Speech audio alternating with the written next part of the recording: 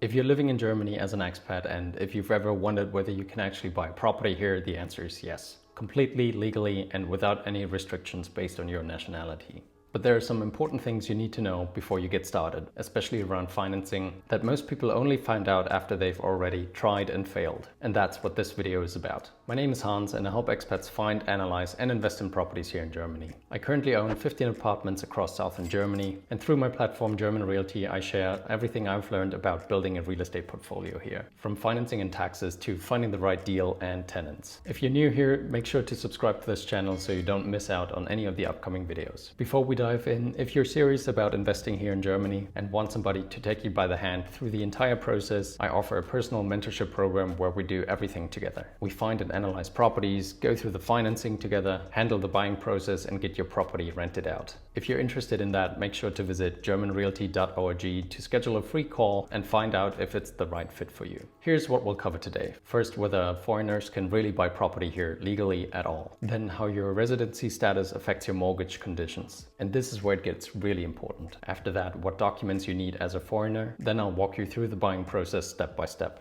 And finally, my top practical tips for expats who want to get started as smoothly as possible. Let's start with the most fundamental question. Is it even legal for a foreigner to buy property here in Germany? And the answer is yes, completely and without any restrictions. Germany doesn't have any laws that limit or prohibit foreigners to buy property here. It doesn't matter where you're from, what passport you hold, or whether you even live in Germany. The market is fully open to everyone. And this is actually quite rare globally. Many countries like Switzerland, Denmark, or New Zealand have strict rules limiting foreign ownership, and Germany has none of that. If you have the money and meet the financing requirements, you can go for it. So the legal part is simple. Where it gets more nuanced and where most expats get surprised is on the financing side. And that's where your residency status actually matters a lot. Just because you can legally buy a property here doesn't mean you actually get financing for it from a bank, especially compared to a German citizen. Your residency status affects both your chances of getting a mortgage and the financing conditions you are being offered. So let me break this down into 4 categories. First, the permanent residency, the sort of ideal scenario here. If you have a permanent residence permit, called a Niederlassungserlaubnis in German, you're in the strongest possible position as a foreigner. Banks treat you almost identically compared to a German citizen. You'll get the best interest rates, the highest loan amounts, and the most financing options. And if you have permanent residency and, let's say, a stable job and a stable salary, getting a mortgage in Germany is very achievable. Next, EU blue card holders. If you hold an EU blue card, the residence permit for highly skilled non-EU workers, you can absolutely also get financing here in Germany. However, since the blue card is technically a temporary permit, banks will typically charge a slightly higher interest rate of around 0.5% compared to someone with a permanent residency. And some banks may ask for a bit more equity as well. That said, the blue card is generally viewed more favorably than a standard work visa, and many banks are quite comfortable financing blue card holders. The difference in conditions is noticeable but not dramatic, and it shouldn't be a reason to wait. Next up, we have the temporary residency. Still possible, but with conditions. If you're on a standard temporary work visa or a limited residence permit, you can still get financing. But banks will typically charge an additional interest rate premium of around 0.5 to 1.5% on top of the standard rate. This is because banks see temporary residency as a higher risk. Some banks are more flexible than others here, which is why using a mortgage broker who works with multiple banks is especially important in this situation rather than going to just one bank directly. And finally, non-residents buying from abroad. Possible, but even more limited. If you're not living in Germany at all, but you want to buy a property here, it is still possible. However, the number of banks that are willing to finance you is smaller and the conditions are generally less favorable. You'll typically need a higher equity contribution and may face stricter income requirements. It's doable, but you need the right broker and the right bank. The key takeaway from all of this is that your residency status doesn't affect whether you can actually buy. It determines how easily and how affordable it is for you to actually finance a property. Now let's talk about paperwork. Because as a foreigner, you need to gather a few extra documents compared to a German citizen. For the bank and the mortgage application, you typically need at least, let's say, a passport or some sort of ID. Then of course also your residency permit if you live in Germany, then the standard last 3 payslips of your main job, sometimes even your last 2 tax returns if available, proof of your current address here in Germany, and sometimes even also your bank statements from the last 3 months. For the actual property purchase at the notary, you of course also need to bring your ID, and of course the passport is also totally fine. Also, if you don't speak the German language, most notaries also want you to get a translator present at the notary's meeting. The notary is legally obliged to make sure that you actually understand what you're signing. I always recommend reviewing the contract in detail before you actually go to the notary's meeting. So make sure not to rely on a quick read through while you're at the meeting. And one last tip regarding this part here, make sure that your passport is actually, or your ID is still valid once you go to that notary meeting.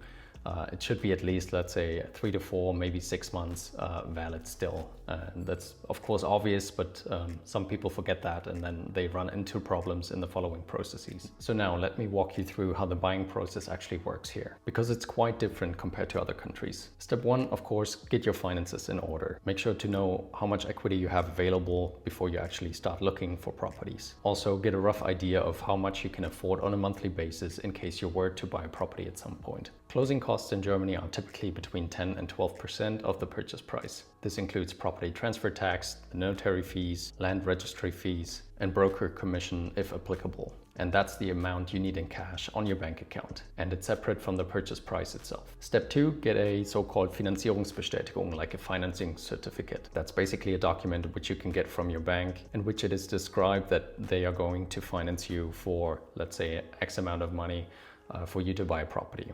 Sometimes the Finanzierungsbestätigung can be just a one-pager, right, which indicates that they are willing to finance you up to, let's say, 500,000 euros, right?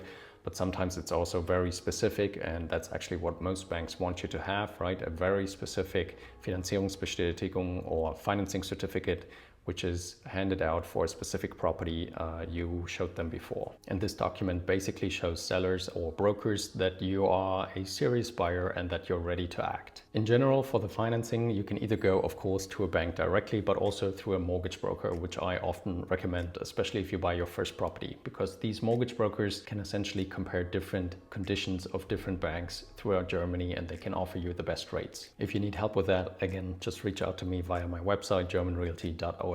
Step 3, search for properties. So the main platform here in Germany is ImmoScout24. Make sure to download the app on your smartphone, set up search alerts with your target criteria, let's say purchase price or maximum square meters or whatever, right?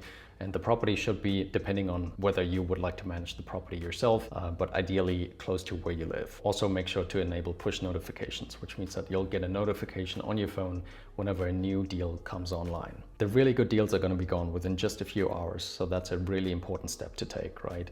Me personally, I don't just log into ImmoScout and look at existing properties or listings, right? I wait for these push notifications to appear on my phone, and then I essentially have a look at all of the listings which come online immediately. And if you continue to do that over a period of time, let's say, I don't know, 1, 2, or 3 months, you get a sense of what the market price for a specific location really is. And also at some point, I'm sure you're going to get an offer where you think the square meter price is really good and this might be an interesting property. Step 4, analyze the deal properly. Before you make an offer, make sure to run the numbers carefully. Of course, look at the rental yield, the cash flow you generate with this apartment after taxes and financing costs and so on, any planned maintenance or upcoming repairs of that building or the unit specifically, and the potential tax implications. For this, I usually use my Excel spreadsheet, which I developed specifically for expats, which is in English, of course, right? And you basically just type in a little bit of information about the property, and then the spreadsheet spits out what the cash flow actually is of that specific property. If you're interested in that, make sure to visit germanrealty.org/shop. And if you want to make sure that you actually understand how to run this analysis, make sure to watch this video here. Step 5, make an offer and go to the notary. In Germany, a property purchase is only legally binding if you sign a purchase agreement at the notary. As I said before, the notary is neutral, which means that he or she doesn't represent either the buyer or the seller. It's a completely neutral person who ensures that the purchase process actually goes as smoothly as possible and, of course, according to regulations and laws. At the meeting, the notary will read the entire contract aloud and explain everything to make sure that you actually understand what you're signing. If you want to be 100% certain about this, make sure to also have a look, as I said before, at the draft contract before you actually go to the notary meeting. Step 6, ownership transfer. After signing, the property gets registered in your name in the so-called Grundbuch, the German land register. And this process usually takes between 4 to 8 weeks. And once this whole process is complete, you're the legal new owner of that property. Let me now finish with a few practical tips specifically for expats that I've learned over the last couple of years while helping others to buy their first property here. As I said before, start with a mortgage broker, not a bank. This enables you to actually get the best conditions for your financing contract. And that's very important at the beginning because, of course, you don't just want to go to any bank. You really just want to go to a bank which offers you the best conditions for the mortgage. Also, I feel like the mortgage brokers are actually helping you a little bit more compared to a regular bank representative who just really wants to sell the product, right? And if you get better financing conditions, of course, this can save you even hundreds of thousands of euros over the long term. Next up, don't wait for permanent residency if you don't have it. A lot of expats actually tell me that they're waiting until they get permanent residency before buying. And I, of course, understand the logic behind that, right? But in reality, the additional interest rate for temporary residency holders is usually only 0.5 to 1%. On a 150,000 euro loan, that's 750 euros per year. Meanwhile, property prices keep moving up and you're missing months or even years of equity building and tax benefits. So make sure to do the math before you actually wait for that. Next up, location matters more than timing. As with any asset class, of course, don't try to time the market. Instead, focus on buying the right property in the right location. Make sure you find a city with strong rental demand, such as, let's say, student cities, mid-sized university towns, or other cities with growing employment. A well-chosen property in the right city will outperform a poorly chosen one in any market condition. Next up, before you buy, make sure to consult with a tax advisor. A good tax advisor, or Steuerberater as we call them, who works with expats and understands rental property taxation will help you structure everything correctly from day one and make sure to capture every available deduction. This is especially important around depreciation and renovation costs, where the rules have important effects or nuances. So to summarize, yes, foreigners can actually buy property here. There are no legal restrictions based on nationality. Your residency status affects your financing conditions, yes, but that doesn't stop you from buying. The process here in Germany is thorough, but also very transparent and very well regulated. And with the right support, it's actually more accessible than most expats realize. So if you're now thinking about buying a property here in Germany and want somebody to help you step by step along this journey, visit my website germanrealty.org to schedule a free call with me and to find out whether working together might make sense for your personal situation. If this video was helpful, make sure to like it, subscribe to my channel so you don't miss the next one. See you guys soon. Take care. Bye.